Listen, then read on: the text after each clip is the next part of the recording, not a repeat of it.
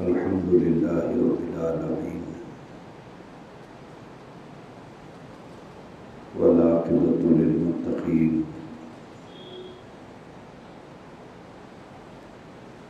والصلاة والسلام على سيد الأنبياء والمرسلين محمد وعلى آله وأصحابه وأزواجه وذرياته وأهل بيته أجمعين إلى يوم الدين.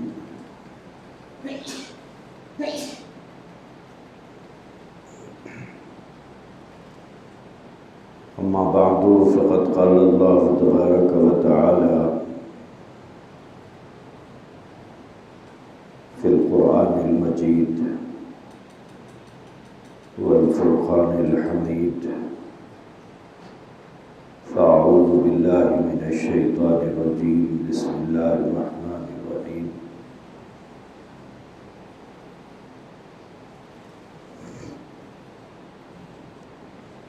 وما أبرئ نفسي إن النفس لأمارة بالسوء.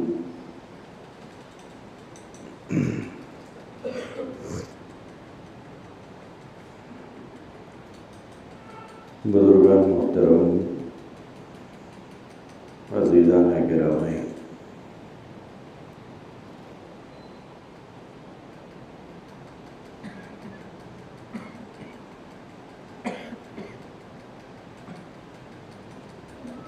بحیثیت ایک انسان کے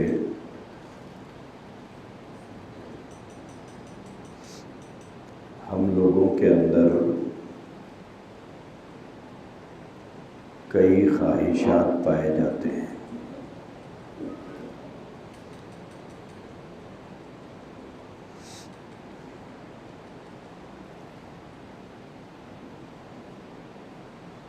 ان خواہشات کے اندر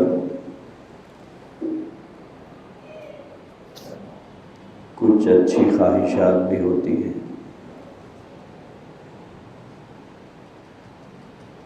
کچھ خراب خواہشات بھی ہوتی ہیں، جس کو ہم عام لفظوں میں اچھائی اور برائی کہتے ہیں.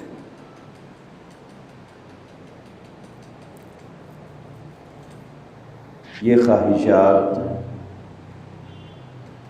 ہر انسان کے اندر پائے جاتے ہیں.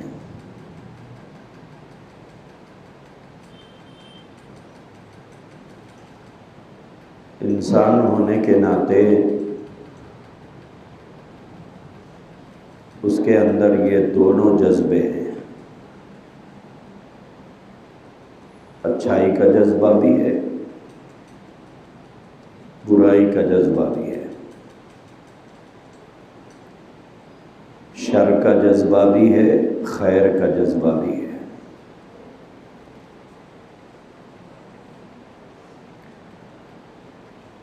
لیکن اکثر یہ دیکھنے میں آتا ہے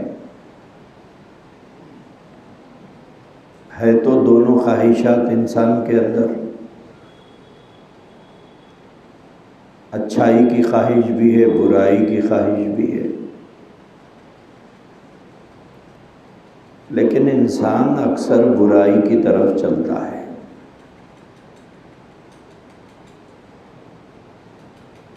بہت کم ایسا ہوتا ہے کہ انسان کی طبیعت کسی اچھے کام کو کرنے کی طرف راغب ہوتی ہو یا آمادہ ہوتی ہے.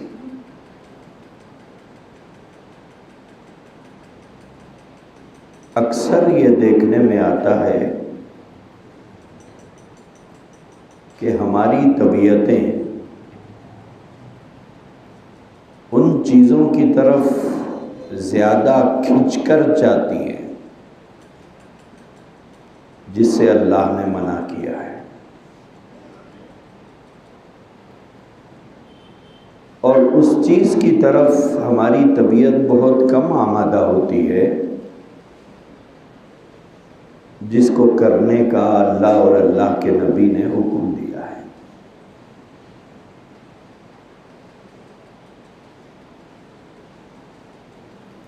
ہماری طبیعتیں زیادہ تر برائی کی طرف مائل ہوتی ہیں، اچھائی کی طرف کم ہی راغب ہوتی ہیں۔ لیکن آپ کسی بھی انسان سے پوچھ لیجئے، کیا آپ کو اچھا بننے کی خواہش نہیں ہے؟ تو ہر آدمی کہتا ہے کہ بہت خواہش ہے۔ کیا آپ کو نیک بننے کی خواہش نہیں ہے؟ تو ہر آدمی کہتا ہے کہ بالکل ہے۔ کیا آپ کو دیندار بننے کی خواہش نہیں ہے؟ تو ہر آدمی کہتا ہے بالکل ہے، کیوں نہیں؟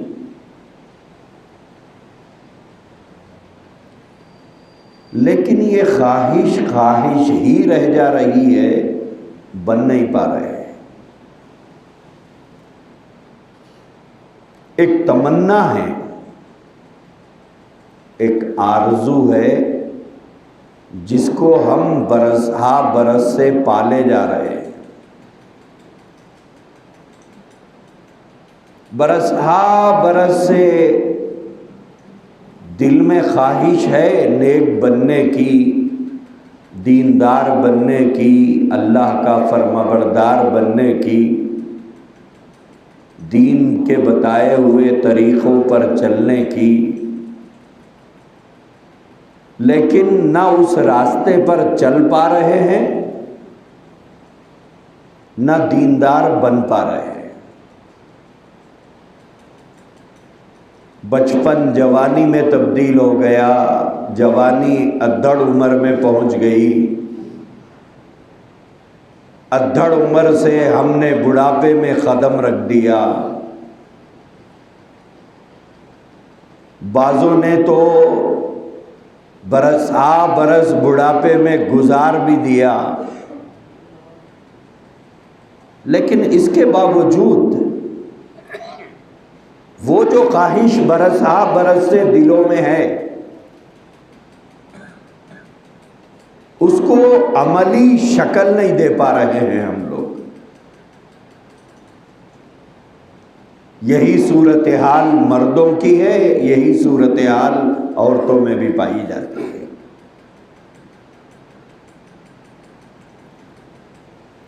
لیکن ہم لوگوں نے کبھی سنجیدگی سے اس بات پر غور کیا ہے کہ کیا بات ہے کہ ہم برائی کرنے میں تو کامیاب ہو رہے ہیں، لیکن نیکی کرنے میں ناکام ہو رہے ہیں۔ برائی کے راستے پر کوئی بلائے نہ بلائے مگر جا رہے ہیں، لیکن نیکی کے راستے پر ٹھوڑیوں کو ہاتھ لگا کر سمجھانے پر بھی ماننے تیار نہیں۔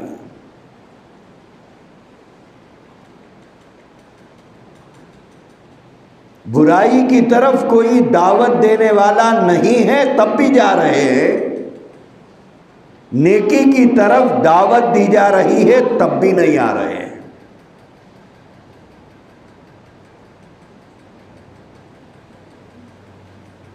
وہ کون سی چیز رکاوٹ بن رہی ہے نیک بننے کے راستے میں، اللہ کا اطاعت گزار بننے کے راستے میں، اللہ کا فرمانبردار بننے کے راستے میں؟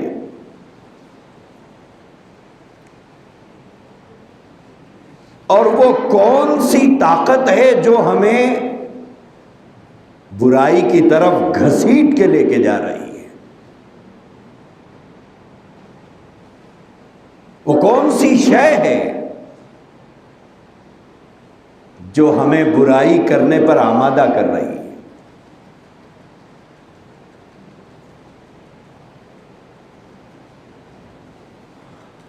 عزیزان محترم، نیک بننے کے، اطاعت گزار بننے کے، فرما بردار بننے کے راستے میں 3 چیزیں رکاوٹ ہے۔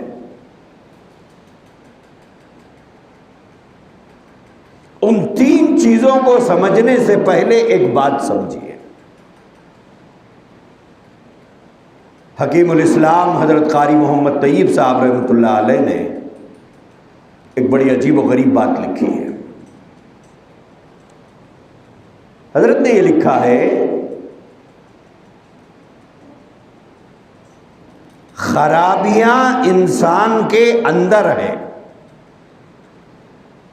اور خوبیاں محنت کر کے اندر داخل کرنا پڑتا ہے۔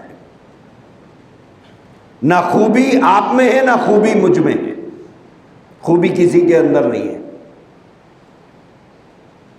خوبیاں محنت کر کے لانا پڑتا ہے، خوبیاں محنت کر کے اپنے اندر پیدا کرنا پڑتا ہے، اور خرابی انسان کے اندر ہے، اور خوبی اگر انسان چاہتا ہے تو اسے محنت کر کے اپنے اندر وہ چیز پیدا کرنا پڑے گا۔ اس کی مثال بڑی عجیب حضرت نے دی۔ یہ فرمایا کہ دیکھو، دنیا میں ہزاروں لاکھوں اسکولز ہیں جہاں جا کر بچے پڑھتے ہیں، ہزاروں مدرسے ہیں۔ جب بچہ اسکول کی تعلیم کمپلیٹ کر لیتا ہے تو پھر وہ جونیئر کالج جاتا ہے، پھر وہاں سے پھر ڈگری کالج جاتا ہے، پھر وہاں سے پھر یونیورسٹی جاتا ہے، جہاں پر انسان کو اچھے بننے کی تعلیم دی جاتی ہے۔ انسان کو اچھا بنانے کے لیے، انسان کو میں خوبیاں پیدا کرنے کے لیے، انسان میں اچھائیاں لانے کے لیے دنیا بھر میں نہ جانے کتنے لاکھوں اسکولز ہیں، لاکھوں کالجز ہیں، ہزاروں یونیورسٹیز ہیں۔ یہ سب کائی کے لیے ہیں؟ یہ سب انسان کو اچھا بنانے کے لیے ہے۔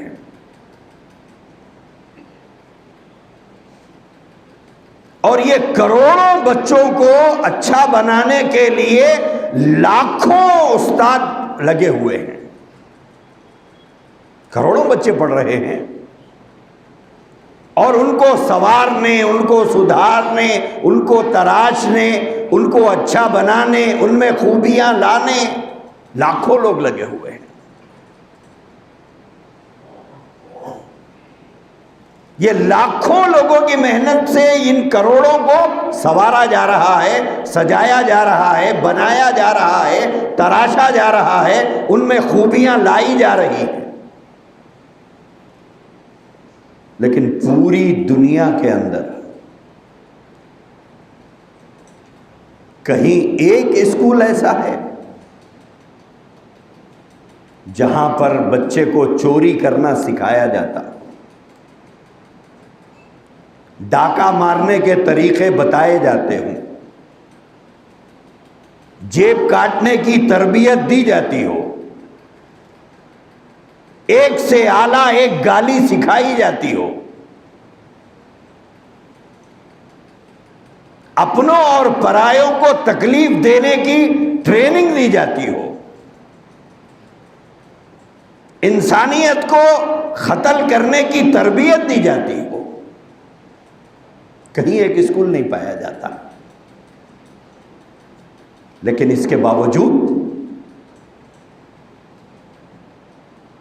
ان تمام برائیوں کے حاملین کی ایک بڑی تعداد دنیا میں پائی جاتی ہے، جس میں چور بھی ہیں، جیب کترے بھی ہیں، انسانیت کے قاتل بھی ہیں، انسانیت کو تکلیف پہنچانے والے بھی ہیں، لوگوں کو کا مال لوٹنے والے بھی ہیں، جھوٹ بول کر، دھوکہ دے کر، دغا دے کر لوگوں کو اذیت پہنچانے والے بھی ہیں۔ حالانکہ ایسی ٹریننگ کا کوئی انسٹیٹیوٹ بھی نہیں ہے، نہ کوئی اسکول ہے، نہ کالج ہے۔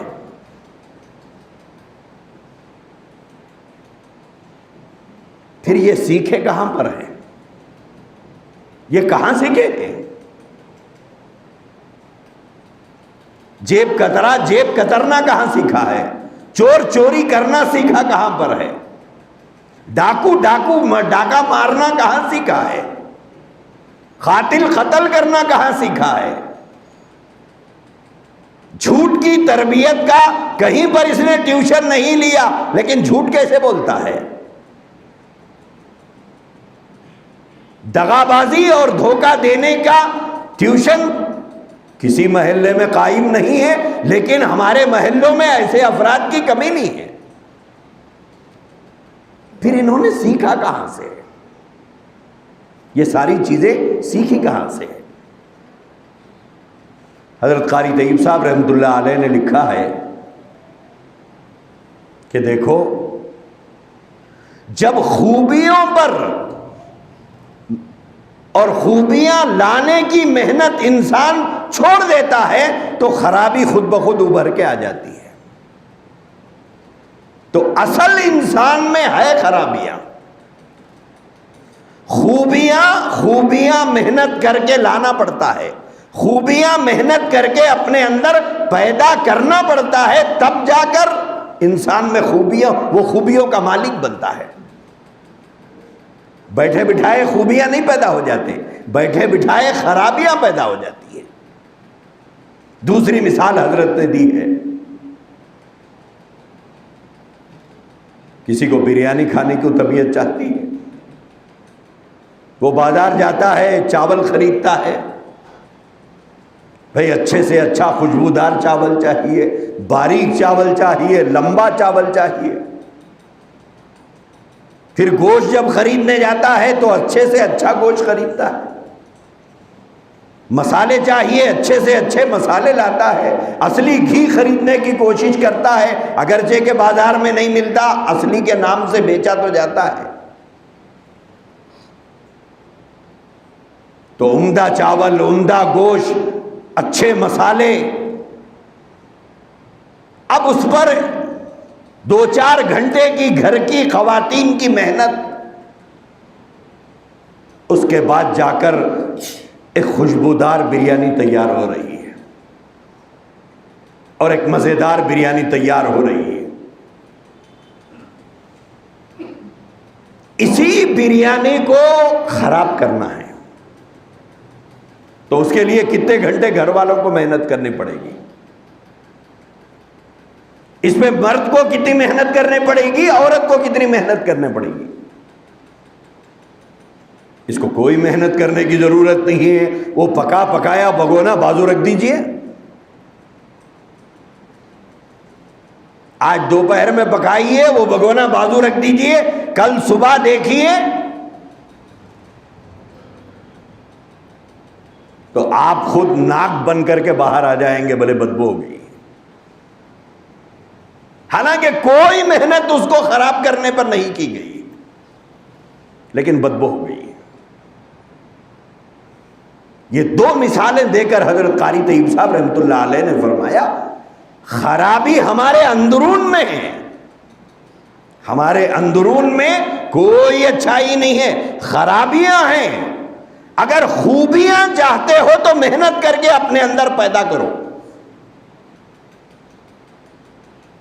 خوبیاں محنت کر کے اپنے اندر لانا پڑتا ہے۔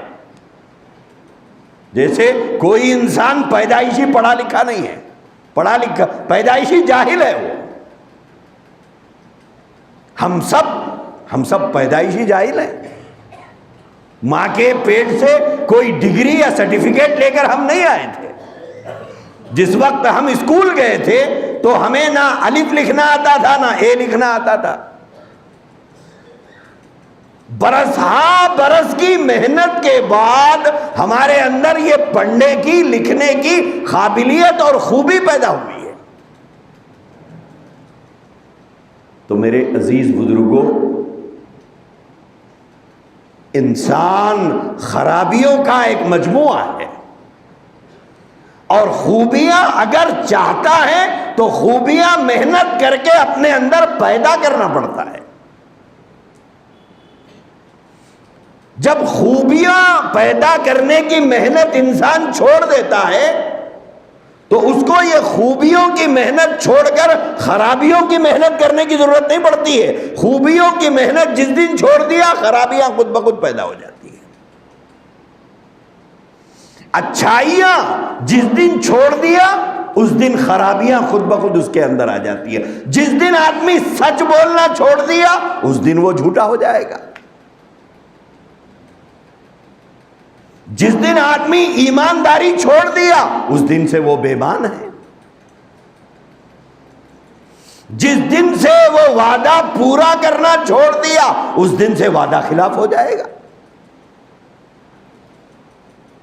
جس دن سے نماز چھوڑ دیا اس دن سے وہ بے نمازی ہو جائے گا. جس دن وہ حلال کھانا چھوڑ دیا اس کا مطلب یہ ہے کہ حرام کھانا شروع کیا ہے. حلال کمانا چھوڑ دیا تو اس کا مطلب یہ ہے کہ حرام کمانا شروع کیا ہے. تو خوبیاں ہم میں سے کسی کے اندر نہیں ہیں، نہ آپ میں ہے نہ مجھ میں ہے. خوبیاں پیدا کرنے کے لیے آدمی کو محنت کرنا پڑتا ہے. محنت کے بعد آدمیوں کے اندر خوبیاں آتی ہیں. اگر آدمی خوبیوں کی محنت چھوڑ دے تو خود بخود خرابیاں ابھر کر باہر آ جاتی ہے. کیوں؟ وہ اندرون میں ہے ہمارے. اسی لیے خراب بننے کے لیے کوئی محنت کرنے کی ضرورت نہیں ہے. اسی لیے ساری دنیا میں کہیں پر نہ چوری سکھانے کا انسٹیٹیوٹ ہے نہ جیب کترنے کا کالج ہے، نہ کہیں پر غنڈہ گردی کی تربیت دی جاتی ہے، نہ کہیں پر قتل کرنا سکھایا جاتا ہے، نہ کہیں جھوٹ بولنے کا ٹیوشن دیا جاتا ہے. کیوں؟ وہ ساری چیزیں ہمارے اندر ہیں.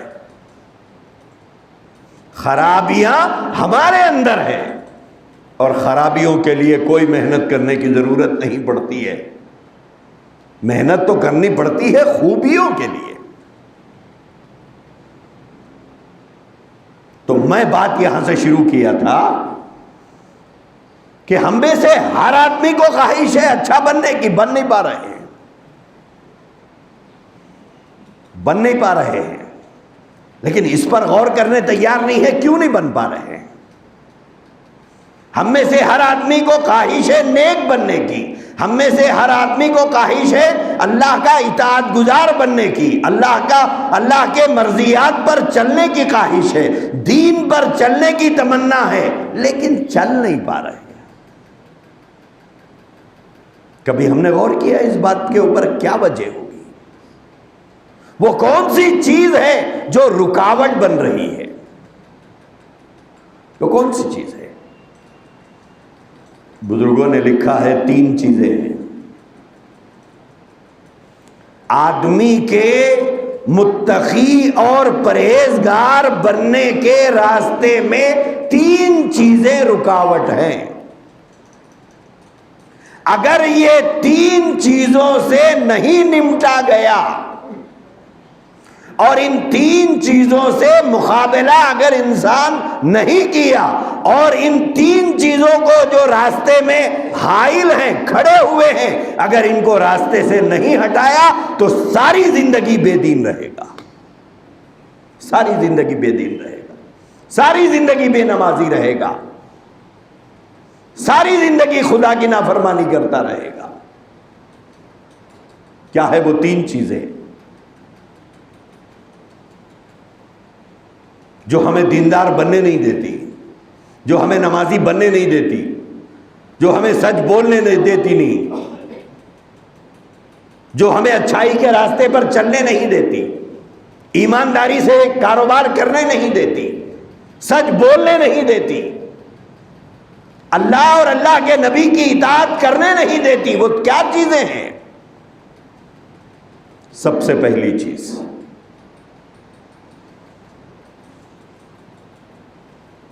سب سے پہلی چیز انسان کا اپنا نفس ہے. یہ انسان کا سب سے بدترین دشمن جسے کہا جاتا ہے. سب سے بدترین دشمن انسان کا اس کا اپنا نفس ہے.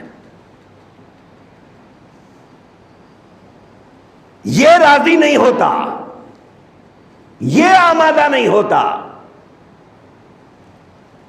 نماز کے لیے, چلنے کے لیے آپ کہیں یہ 25 بہانے بناتا ہے, حالانکہ ہوتے اور کوئی نہیں ہے وہاں پر, ہم ہوتے ہیں صرف کمرے میں. لیکن اب کمرے سے مسجد تک جانے کے لیے یہ 25 بہانے بناتا ہے, تیار نہیں ہوتا.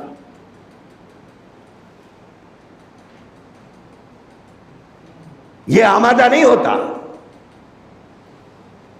یہ کہتا ہے کہ میں تھکا ہوا ہوں, ابھی آئے نا یارو, دھوپ میں سے آئے نا, ابھی سردی میں سے آئے, ابھی اتنا گھوم گھوم کے آئے, ابھی اتنا پھر کے آئے.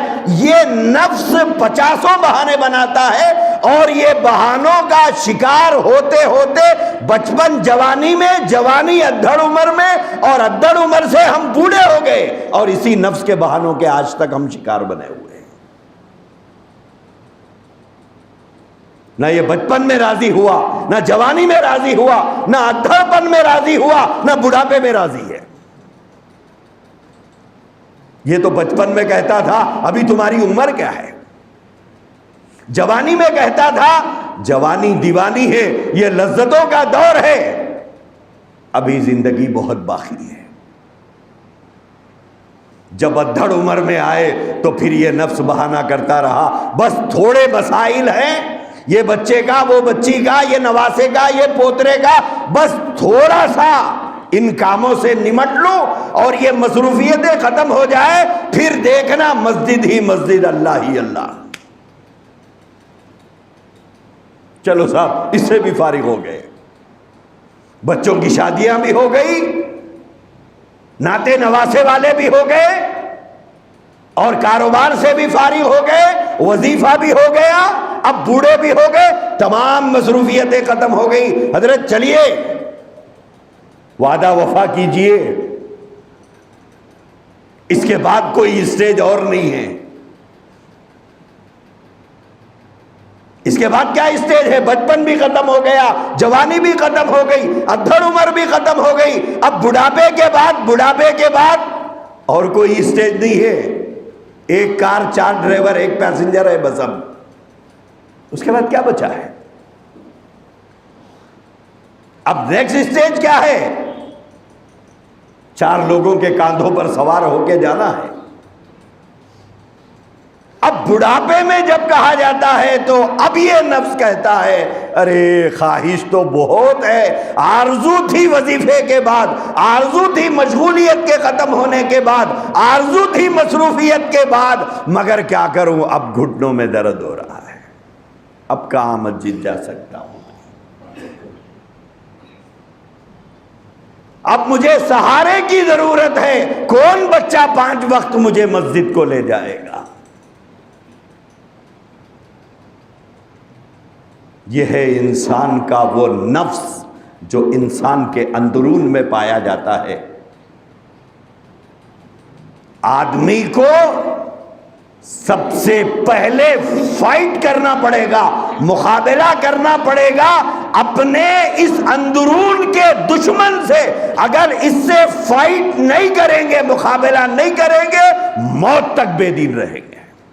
اللہ محفوظ رکھے, موت تک بے دین رہیں گے. یہ پہلی چیز ہے جو رکاوٹ بنتی ہے. انسان کے نفس سے بڑا بہانے باز کوئی نہیں ہوتا.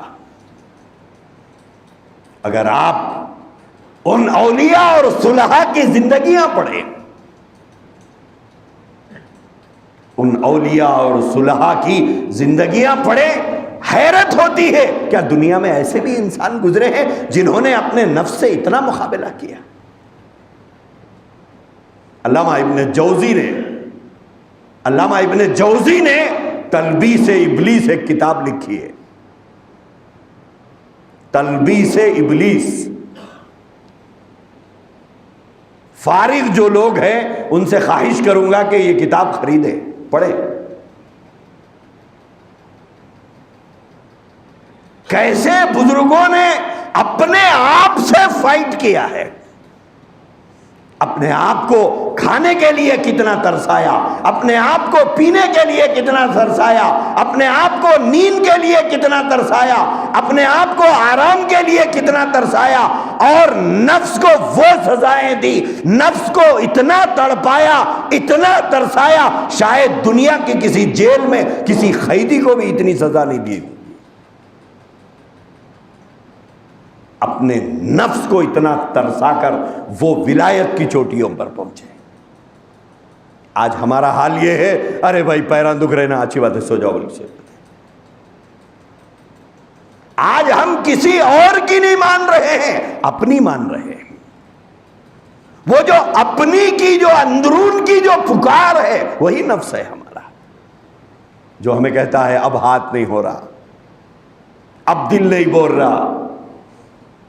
یہ جو اندر کی ایک آواز آتی ہے وہی ہمارا نفس ہے. بعد میں دیکھیں گے، چلو ابھی کیا ہوا، ابھی کون سی تمہاری عمر ہے.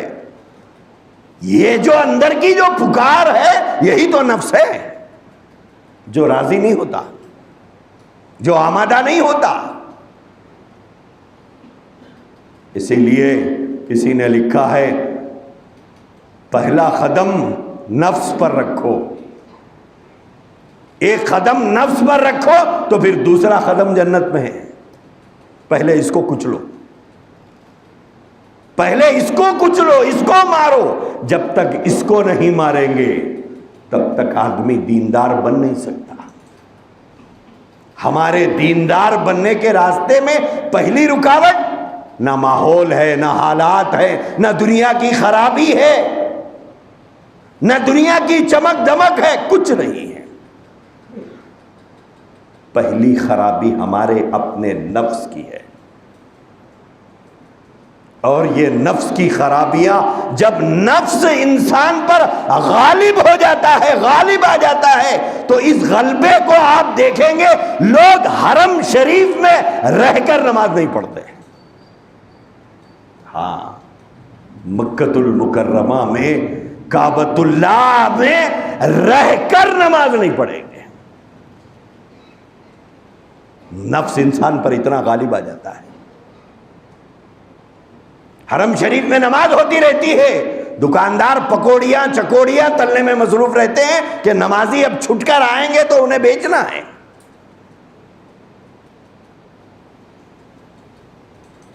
یہ صورت ہے.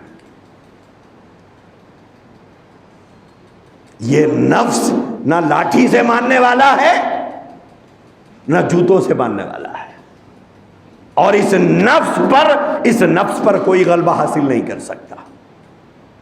اس نفس سے آخری زندگی کی سانس تک مقابلہ کرنا پڑے گا.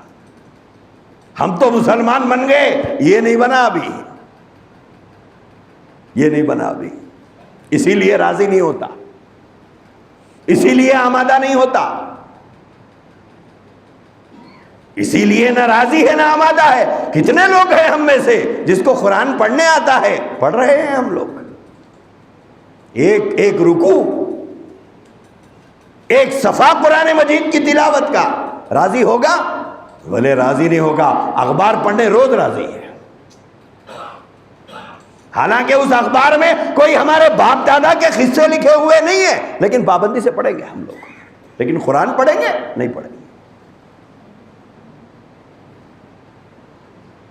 کیوں؟ نفس آمادہ نہیں ہے ہمارا. نہ بچپن میں آمادہ تھا، نہ جوانی میں آمادہ ہوا، نہ دھڑ عمر میں آمادہ ہوا. اب بوڑھے ہو گئے تو اب بھی آمادہ نہیں ہے. میرے بھائیوں، اس دشمن کو پہچانو. یہ پہلا دشمن ہے ہمارا. یہ اللہ کی اطاعت پر راضی نہیں ہوتا. ہاں، یہ راضی ہوتا ہے مزے کی جگہوں کے لیے، کہیں مزہ آ رہا ہے بولیے یہ پہلے تیار ہوگا. بولے کبھی بھی سوتا رہتا کیا میاں؟ چل.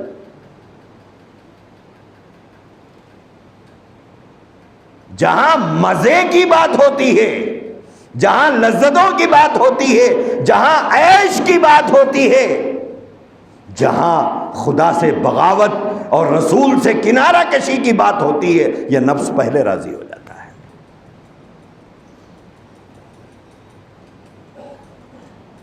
یہ پہلی چیز ہے جو ہمارے دیندار بننے کے راستے کی رکاوٹ ہے. دوسری چیز بزرگوں نے لکھا ہے وہ ازلی بدبخت شیطان جسے ہم کہتے ہیں،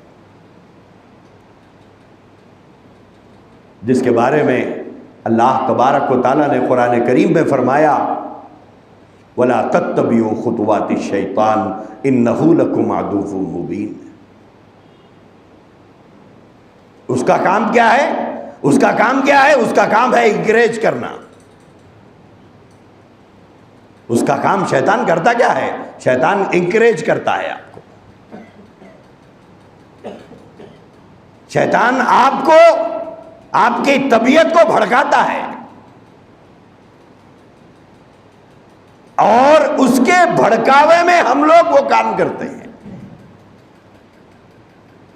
یہ دوسری چیز ہے. شیطان انسان کو ورغلاتا ہے، بھڑکاتا ہے، اس کے مزے بتاتا ہے، اس کی لذتیں دکھاتا ہے، وہاں کا آرام بتاتا ہے، وہ کرو مزہ آئے گا، یہ کرو مزہ آئے گا، فلاں کام کرو لذت آئے گی، فلاں کام کرو مزہ ہے. وہ اس طرح آپ کو آمادہ کرے گا. یہ دوسری چیز ہے جو ہمارے نیک اور دیندار بننے کے راستے کی رکاوٹ ہے، اور برس ہا برس سے ہم اسی کی مانتے جا رہے ہیں. برس ہا برس سے ہم اسی کی پیروی کرتے جا رہے ہیں. ہمیں حکم تھا اللہ کی اطاعت کا، ہمیں حکم تھا نبی کی فرما برداری کا، ہمیں حکم دیا گیا تھا دین پر چلنے کا. لیکن ہم غور کر کے دیکھیں ہم کس کے راستے پر چل رہے ہیں؟ یا تو نفس کی پیروی کر رہے ہیں یا شیطان کی پیروی کر رہے ہیں. یا تو نفس کی مان رہے ہیں یا شیطان کی مان رہے ہیں. جبکہ اللہ تبارک و تعالیٰ نے قرآن کریم میں فرمایا وَلَا تَتَّبِعُوا خُطُوَاتِ الشَّيْطَانِ. شیطان کے راستے پہ مت چلو. وہ تمہیں کبھی اچھائی کی طرف مائل نہیں کرے گا. وہ تمہیں بھڑکائے گا، تمہیں ورغلائے گا. ایک بزرگ نے بڑی اچھی مثال دی ہے. شیطان بھٹکاتا کیسے ہے اور ہم کیسے اس کے چنگل میں آ جاتے ہیں، کیسے پھنستے ہیں. جیسے مچھلی کو کیسے شکاری کرتا ہے. کوئی کیچوا لگاتا ہے، کوئی مچھلی لگاتا ہے، کوئی بوٹی لگاتا ہے، تب جا کر تو مچھلی کا شکار ہوتا ہے. پرندے پکڑنے والا ایک الگ انداز سے شکار کرتا ہے. شیطان کیسے شکار کرتا ہے، کیسا ورغلاتا ہے، کیسا اپنی جال میں پھنساتا ہے. بڑی عجیب مثال دے کے فرمایا جیسے ایک آدمی نے بیان سنا کہیں پر. اب بیان سننے کے بعد طبیعت تھوڑی نرم پڑ جاتی ہے اور طبیعت تھوڑا غور کرنے پر آمادہ ہو جاتی ہے. ارے ہو بات صحیح ہے بھائی، زندگی کا کیا بھروسہ، کب اللہ کا بلاوا آ جائے گا. بات صحیح ہے، مجھے نماز پڑھنا چاہیے، مجھے نماز کا آغاز کرنا چاہیے. آدمی اپنے آپ کو تیار کرتا ہے. اب جب تیار کر کے جمعہ پڑھ لے کے چلے گئے اور اس نیت سے چلے گئے کہ بھائی اب اثر میں آنا ہے، بھائی آج سے شروع کریں گے. شیطان آپ کو یہ نہیں کہے گا کہ نماز پڑھنا بری بات ہے، یہ نہیں کہے گا. کیوں؟ مسلمان چاہے کتنا بڑا بے دین ہو وہ نماز کو خراب نہیں سمجھتا. وہ بولتا ہے کہ میں برا ہوں لیکن نماز اچھی چیز ہے. کوئی مسلمان نہیں کہتا کہ نماز خراب چیز ہے، نہیں پڑھنا چاہیے. اسی لیے شیطان اسے یہ نہیں کہتا کہ نماز مت پڑھو میاں خراب چیز ہے، مسجد کو کہے تو گناہ ہوتا. نہیں، وہ بولتا واہ کتنے دن کے بعد سوچے یار، وہ بہت اچھا سوچے، بہت پہلے سوچنا چاہیے تھا آپ کو. نماز پڑھنے کا آپ ارادہ کریں، ماشاءاللہ بہت اچھا کام کرے ہیں آپ، یہ کام بہت پہلے ہونا چاہیے تھا، دیر آیت درست آیت، چلو ٹھیک ہے دیر سے صحیح مگر اچھا ارادہ کرے ہیں۔ لیکن ایک بات میرے کو سمجھ میں نہیں آ رہی ہے، یہ شیطان کا بھٹکاوا کیسا ہوتا ہے دیکھیے، وہ بولتا ہے ایک بات میرے کو سمجھ میں نہیں آ رہی، بولے وہ کیا بات؟ مگر یہ نماز پڑھنے کا آغاز تم جو کر رہے ہیں عصر سے شروع کر رہے ہیں، فجر نہیں پڑھے ظہر نہیں پڑھے، یہ اچانک عصر سے کیا ہے نہیں آئے؟ پھر بولے صبح میں فجر میں جلدی اٹھیں گے، رات میں کپڑے استری کر لے کے رکھ لیں گے، نہائیں گے دھوئیں گے، اور پھر صاف ستھرے کپڑے پہن کے کل فجر سے شروع کریں گے۔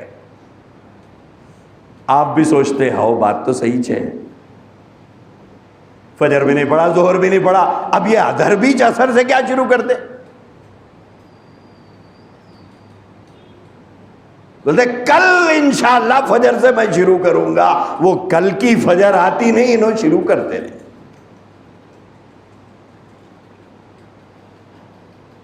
ہاں کیوں؟ وہ شاعر نے جو کہا نا، روز توبہ کرتے ہیں پیئیں گے نہیں، میں کدے کے سہارے جیئیں گے نہیں، میری توبہ سے پہلے ذرا ساقیہ ایک جام دے دے آخری آخری۔ یہ ہماری صورتحال ہے کہ ہمیں اس طرح سے راہ حق سے ہٹایا جاتا ہے۔ اسی لیے فرمایا نیکی کا ارادہ دل میں پیدا ہونا یہ من جانب اللہ ہوتا ہے، من جانب اللہ ہوتا ہے۔ نیکی کا کسی بھی نیک کام کا ارادہ اگر دل میں پیدا ہوا کہ یہ کروں، تو بزرگوں نے فرمایا فوراً کر لو۔ کیوں؟ اس لیے کہ بات پر اگر ڈالیں گے آپ رہیں گے، ارادہ رہنا کوئی ضروری نہیں ہے۔ وہ جذبہ جو ہوتا ہے وہ جذبہ باقی رہنا کوئی ضروری نہیں، وہ جذبہ ختم ہو جائے گا۔ جیسے آج دوپہر میں مہمان آ گیا گھر میں ہمارے، اور ہم اگر یہ بولے کل صبح ناشتہ کرائیں گے صاحب آپ کو،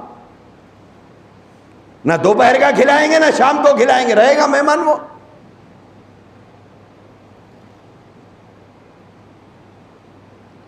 تو بزرگوں نے فرمایا نیکی کا داعیہ دل میں جو پیدا ہوتا ہے یہ مہمان ہے اللہ کا، اس کی ناقدری مت کرو۔ جیسے دل میں آیا قرآن پڑھوں، 2 پارے 5 پارے نہیں 10 سطر صحیح پڑھ لو۔ رات میں آنکھ کھلی ارادہ ہوا تہجد پڑھوں، فوراً شیطان بولتا فرض نہیں پڑھا نفل پڑھتا میاں، یہ تو نفل ہے، فرض ہی نہیں پڑھتا تو، اس کے منہ پہ لات مار کے وضو بنا کے 2 رکعت نفل تہجد پڑھ لیجئے۔ کیوں؟ یہ داعیہ ہے اللہ کی طرف سے، یہ مہمان ہے خدا کا، اس کی ناقدری کریں گے۔ دنیا میں جس مہمان کی ناقدری کی جاتی ہے وہ پھر نہیں آتا ہے، وہ مہمان پھر نہیں آتا ہے۔ جس گھر میں مہمان اپنی بے عزتی محسوس کرتا ہے اس گھر میں کوئی مہمان عزت دار آدمی نہیں آتا، کوئی بے غیرت ہو تو آئے، لیکن غیرت مند آدمی پھر نہیں جاتا اس کے گھر کو۔ تو اللہ کا بھیجا ہوا مہمان دھتکار دیے جانے کے بعد پھر آئے گا آپ کے پاس؟ پھر نہیں آئے گا۔ 2 روپے خیرات کرنے کا جذبہ پیدا ہوا، 2 روپے نکال کے وہاں رکھ دو، یہ خیرات کرنے کے ہے بھائی۔ جب فقیر ملے گا جب دے دوں گا، یا گھر والوں کو بول دے کہ بھئی یہ 2 روپے میں 10 روپے یہاں رکھ دیا ہوں، کوئی ضرورت مند گھر پہ آیا تو اسے دے دو بھائی۔ اسی لیے فرمایا کہ داعیہ جو ہوتا ہے یہ مہمان ہے اللہ کا، اور ادھر داعیہ پیدا ہوتا ادھر پیچھے سے یہ شیطان آتا۔ تو اسی لیے فرمایا یہ دوسرا دشمن ہے انسان کے دیندار بننے کے راستے میں۔ پہلا نفس ہے، دوسرا شیطان ہے۔ اب بچا آخری، انسان کے دیندار بننے کے راستے میں یا کوئی بھی نیک کام کرنے کے راستے میں، کوئی بھی اچھا کام کرنے کے راستے میں، کوئی بھی خیر کا کام کرنے کے راستے میں تیسری رکاوٹ ہے انسان کے گھر والے اور اس کی اولاد، جس کو قرآن کریم نے فرمایا انما اموالکم و اولادکم فتنہ۔ کرنا چاہتا ہے نیک کام، کبھی ماں باپ آ کے کھڑے ہو جاتے ہیں، نہیں، ایسا نہیں ہو سکتا۔ جیسے کوئی بچہ یہ کہے سنت کے مطابق میں شادی کرنا چاہتا ہوں، سنت کے مطابق میں شادی کرنا چاہتا ہوں، کسی کا بیان سن لیا، اللہ نے اسے ہدایت دی، اس کے دل میں جذبہ پیدا ہوا، اللہ نے اسے توفیق دی، اب وہ تیار ہوا کہ بھئی سنت کے مطابق میں نکاح کرنا چاہتا ہوں، کیونکہ اللہ کے نبی کی سنت میں برکت ہے، میں اس راستے پر جا کر شادی کرنا چاہتا ہوں۔ اب ماں باپ نے پوچھا بیٹا سنت کیا ہے؟ بولے سنت یہ ہے کہ مسجد میں عقد پڑھا لے کے گھر کو چلے جاتا ہوں، آپ لوگ جا کے بچی کو لا لیجئے۔ اب ماں باپ بولتے پھر یہ خاندان والوں کو کہاں چرانا؟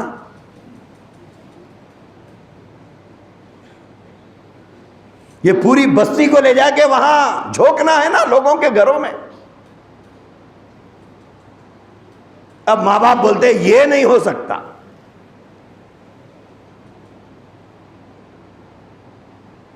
یہ نہیں ہو سکتا، ایسی شادی ہم کرنے تیار نہیں ہے، جا تو کر لے۔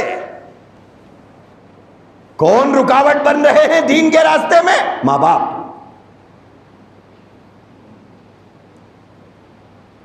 شیطان کی شکل میں کھڑے ہیں ماں باپ۔ شیطان تو ہٹ گیا، ماں باپ آ کے کھڑے ہو گئے۔ نفس سے مقابلہ کیا، شیطان سے مقابلہ کیا، اب آ کے کھڑا ہو گیا تو ماں باپ آ کے کھڑے ہو گئے۔ یہ نہیں ہو سکتا، گھر والے راضی نہیں ہے، بولے سنت کے مطابق شادی، نئے نئے تماشے نکال رہا، خاندان میں ایسی کس کی شادی ہوئی؟ دادا کی ہوئی، باوا کی ہوئی، جو تو کرنے تیار ہوا۔ بولے ہم شروع سے سنت کے باغی ہیں، تو کیوں اچھا بننا چاہتا ہے؟ ماں باپ رکاوٹ، کہیں پر بیوی رکاوٹ۔ ایک آدمی داڑھی چھوڑنا چاہتا ہے، اب بیوی کہتی ہے داڑھی نہیں چھوڑنا، اور انہوں بھی اس کی اطاعت کرتے جیسا شروع سے فرما بردار ہے کیا؟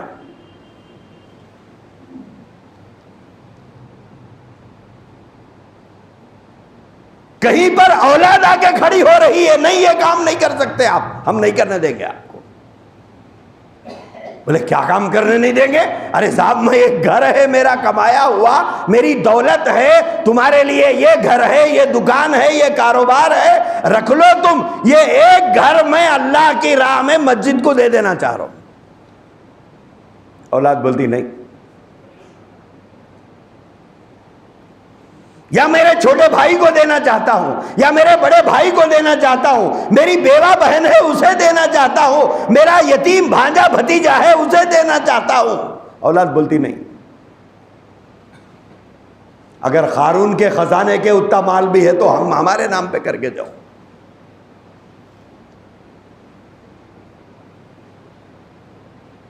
نفس سے مقابلہ کر لیا، شیطان کو مات دے دی، لیکن اب آ کے کھڑے ہیں گھر والے۔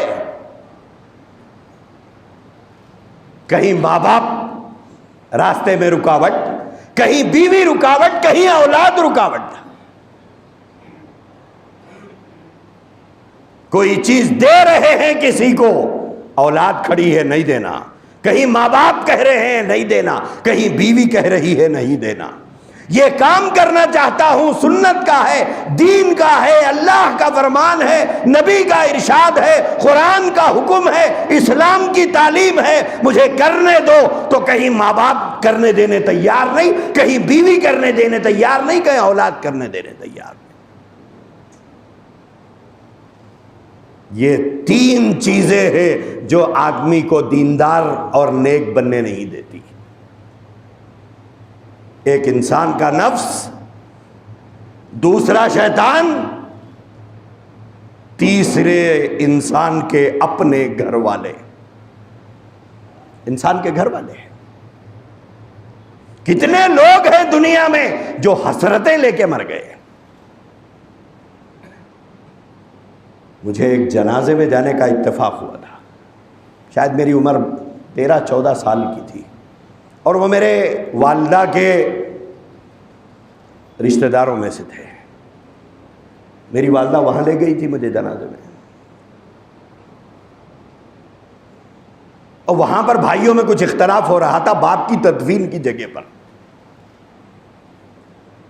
6 بھائی تھے وہ لوگ, لگ بھگ 250 سے 300 ایکڑ زمین کا مالک تھا وہ مرنے والا.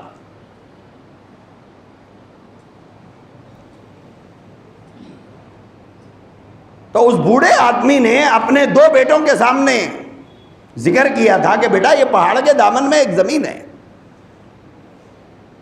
2-4 ایکڑ کچھ زمین تھی. ہم جس مقام پر رہتے ہیں یہاں کوئی قبرستان نہیں ہے مسلمانوں کے لیے,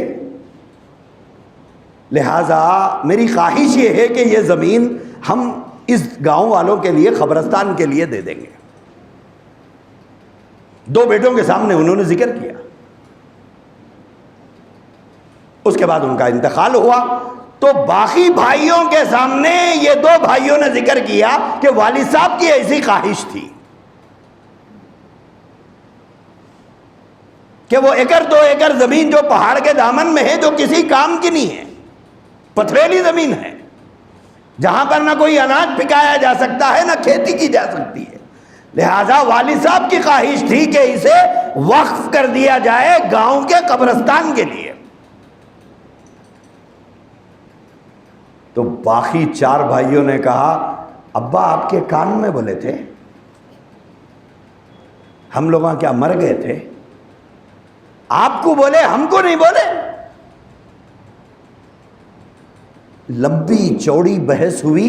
بحث ہوتے ہوتے غالباً میری عمر 13-14 سال کی تھی اس وقت میں, اور رشتے میں میرے ماموں لگتے تھے وہ لوگ جو بحث کر رہے تھے.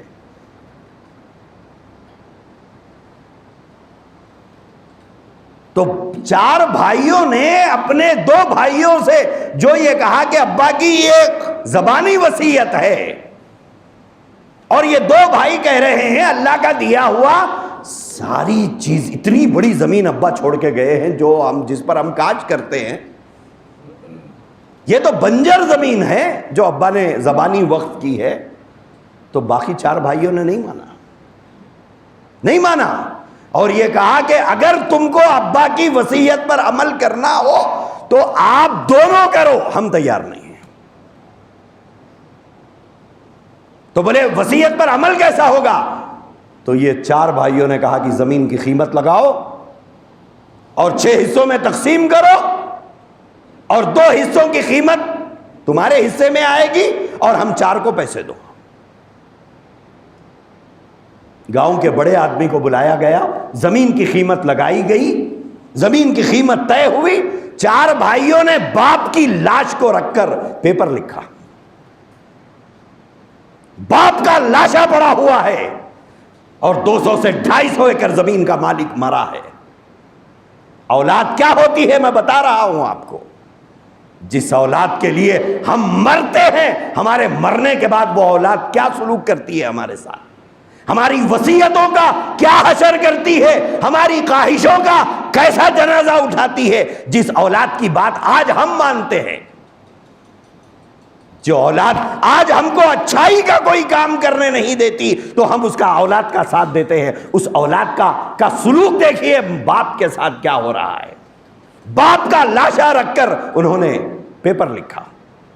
2 بھائیوں نے پیپر لکھا کہ یہ زمین ہم اپنے 4 بھائیوں سے خرید رہے ہیں, یہ زمین اپنے 4 بھائیوں سے ہم خرید رہے ہیں, اور اس کی قیمت فلاں فلاں وقت میں فلاں 2 بھائی کو فلاں بھائی دے گا, فلاں 2 بھائی کو فلاں بھائی دے گا, اور آج سے یہ زمین قبرستان کے لیے وقف ہے. یہ ہے اولاد جو دین پر آدمی کو چلنے نہیں دیتی, اچھائی کا کام کرنے نہیں دیتی, خیر کے راستے میں رکاوٹ بنتی ہے. اللہ اپنی آخرت کے لیے کوئی بھلائی یا کوئی اچھائی کرنے جاتا ہے تو وہاں اولاد آ کے کھڑے ہو جاتی ہے کہ نہیں صاحب ہم اجازت نہیں دیں گے۔ اسی لیے فرمایا یہ تین چیزیں، ایک نفس، ایک شیطان، ایک انسان کے گھر والے، یہ تین چیزیں ہیں جو رکاوٹ بنتے ہیں دیندار بننے کے راستے میں۔ جب تک یہ تینوں کو راستے سے نہیں ہٹائیں گے کبھی دیندار بن نہیں پاتے، ہم لوگ کبھی نہیں دیندار بن پاتے۔ اللہ تبارک و تعالیٰ سے دعا فرمائیے خداوند قدوس ہمیں توفیق عطا فرمائے۔ وآخر دعوانا ان الحمد للہ رب العالمین۔